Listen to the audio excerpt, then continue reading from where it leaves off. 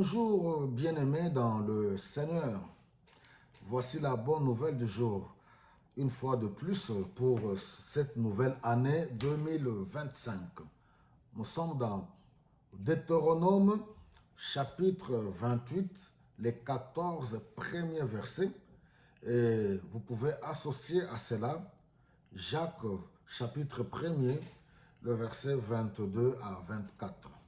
L'une des clés, je pourrais même dire la clé majeure pour être béni, pour réussir dans ce qu'on entreprend ou pour vivre le bonheur.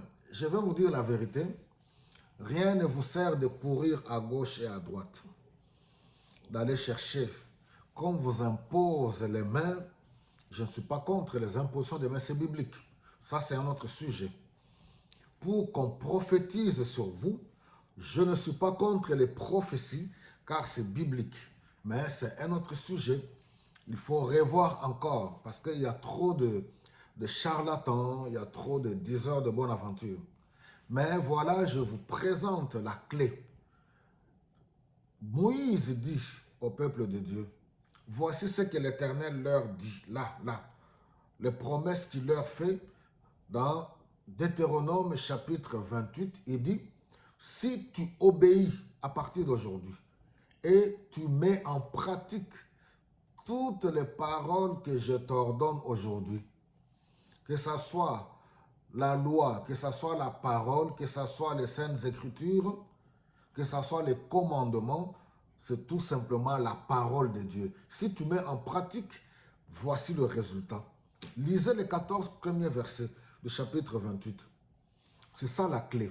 Alors, vous allez voir que nous sommes en 2025. Rebelote s'est réparti.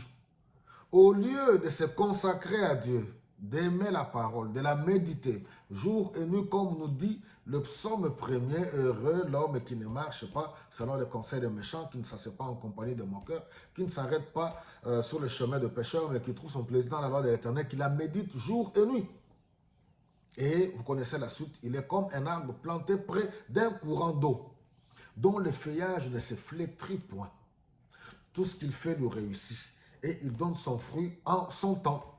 Et Deutéronome 28 nous le dit, si tu mets en pratique, si tu obéis, voilà les résultats. Alors, c'est pour nous encourager et dire à mes bien-aimés, mes chères sœurs, vous qui courez partout pour aller chercher les prophéties, mettez votre vie en règle. J'aimerais dire aux chrétiens, cette fois-ci, ne cherchez pas les boucs émissaires, ne cherchez pas les sorciers, ne cherchez pas les ennemis, ne cherchez pas les jaloux à gauche et à droite. Aimez la parole, méditez la parole, mettez-la en pratique. Parce que comment allez-vous mettre en pratique si vous ne la connaissez pas? Comment allez-vous la connaître si vous ne l'étudiez pas, si vous ne la méditez pas? Alors, j'aimerais que cette année-ci, 2025, que nous puissions être sérieux avec Dieu, que nous puissions être responsables avec Dieu. Vous voyez tout ce qui se passe autour de nous aujourd'hui? On est en train de dire beaucoup de choses sur les hommes de Dieu, discréditer le ministère, discréditer l'Église. Heureusement que le Seigneur Jésus-Christ bâtit son Église. Et les portes de ce jour de la mort ne pourront jamais prévaloir contre elle. Alors, celui qui ne met pas en pratique la parole de Dieu, ça ne sert à rien de courir derrière les pasteurs et derrière les prophètes pour qu'on vous impose les mains. Vous allez perdre tous vos cheveux pour rien, ou je ne sais pas comment, pour qu'on vous donne.